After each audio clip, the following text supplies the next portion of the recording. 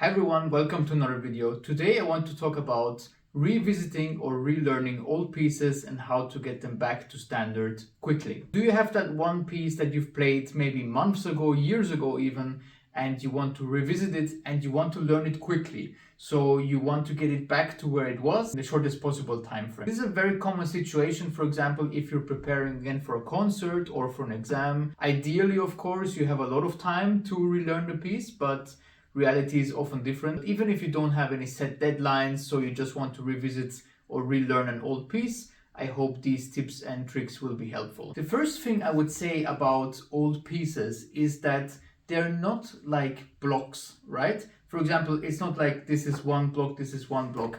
Everything is like a connected network and it still exists somewhere. If you pick any kind of high density passage that you've put a lot of time into, after you've chosen that passage and you start to practice it a lot, you will notice very interesting things. Other passages from the piece that are not this passage suddenly start to work again. And how is that possible? Well, like I said, it's a network. So you reactivate those very strong memory hubs, and then suddenly somewhere else the memory is also unlocked. So 2 or 3 weeks ago I did this video on Rachmaninoff's very difficult passage in the third movement. Although I was just drilling that particular passage for around 2 weeks or so, I realized that on the very first day where I tried the second movement versus 2 weeks after drilling something in the third movement, suddenly the second movement worked much better. How is that possible? I didn't practice the second movement. Well, it's because they are connected. This kind of network map still exists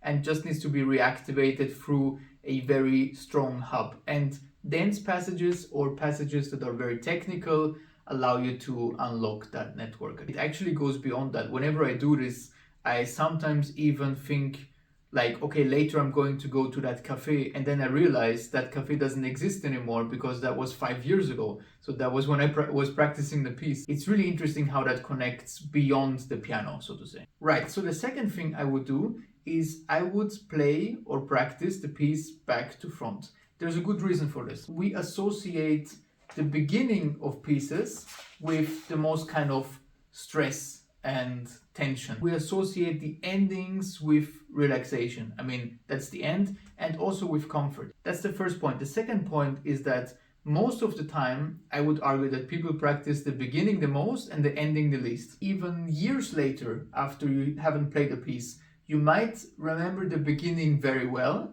and have less of an idea of how the piece works towards the end. So to counter steer exactly that, I would start in the end and then go backwards through the piece. This way you start where you have kind of the least idea, and then this is the most amount of work, and then you go back to the beginning, and then the beginning I know. It also avoids this kind of trap that you can play the beginning well and then the ending not, which is not just with relearning a piece that's problematic. I think that's always problematic. Of course, slow practicing throughout the piece, taking it apart again and then doing passage practice, that's very standard, and I would definitely also keep doing that. And if you do slow practice, I would also maybe call out or say things during your playing. For example, you can say dynamics out loud, you can say crescendo while you're playing it. I think that makes the information more safe, more secure, and also it's always good to say loud what you're doing in any kind of discipline. So what do you usually do when you learn a piece or have to relearn a piece?